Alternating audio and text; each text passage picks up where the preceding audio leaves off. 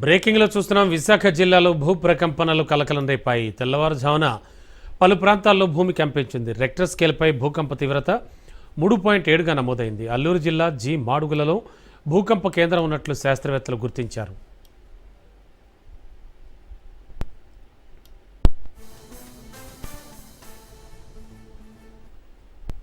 విశాఖ జిల్లాలో భూ ప్రకంపనలు కలకలం రేపాయి. మరింత అదనపు సమాచారం అందించడానికి మా కరెస్పాండెంట్ నందకుమార్ సిద్ధంగా ఉన్నారు. నంద, యాక్చువల్గా ఏ ప్రాంతాల్లో ప్రధానంగా భూమి కంపించింది, ప్రజలేమైనా చెప్తూ ఉన్నారా దాని వివరాలు? Thank you Ramana. విశాఖపట్నంలో తెల్లవారి 4 నుండి 4:30 మధ్యలోనైతే భూమి కంపించినట్టుగా వివిధ ప్రాంతాల ప్రజలైతే తెలియజేస్తున్నారు.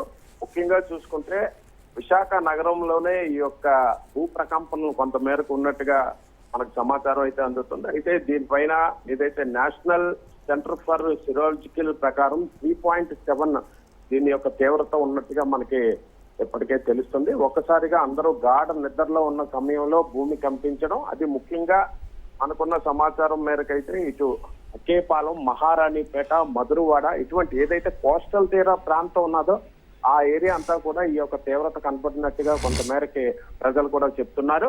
అయితే అది తెల్లవారుజాము కావడం, ఒక్కసారిగా అటువంటి జర్కింగ్ రావడంతో ప్రజలు కొంతమేరకు ఉలిక్కిపాటు పడి కొన్ని అపార్ట్మెంట్లకి సంబంధించిన వాసులందరూ కూడా భయాందోళనకి గురై రోడ్డు మీదకి వచ్చిన పరిస్థితి కూడా ఉన్నది.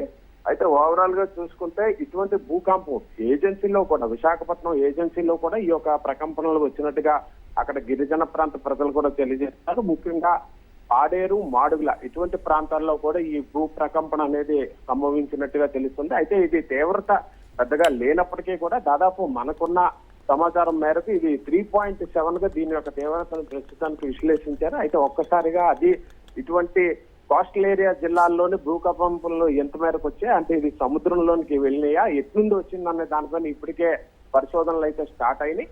ఏదేమైనప్పటికీ కూడా ఇటు విశాఖపట్నంలోని ముఖ్య ప్రాంతాలైన అటు మురళీనగర్, గాజువాక, మధురవాడ, ఎంవిపి కాలనీ, అలాగే గోపాలపట్నం తదితర ప్రాంతాల్లోని భూ కంపించినట్టుగా ప్రజలు తెలియజేస్తున్నారు.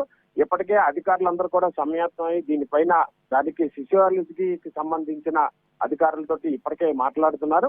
దీని తీవ్రత పైన మరింత పెరిగే అవకాశం ఉన్నదా, మళ్ళీ వచ్చే అవకాశం ఉన్నదా అనే దానిపైన ఇప్పటికే రెక్టార్ స్కేల్ పైన దీన్ని పరిశోధనలు కూడా కొనసాగుతున్నాయి. ఒక్కసారిగా తెల్లవారుజామున ఇటువంటి ప్రకంపనలు రావడంలో నగర ప్రజల్లో ఒక తీవ్ర భయాందోళన చోటు చేసుకుంది రమణ. Okay, thank you.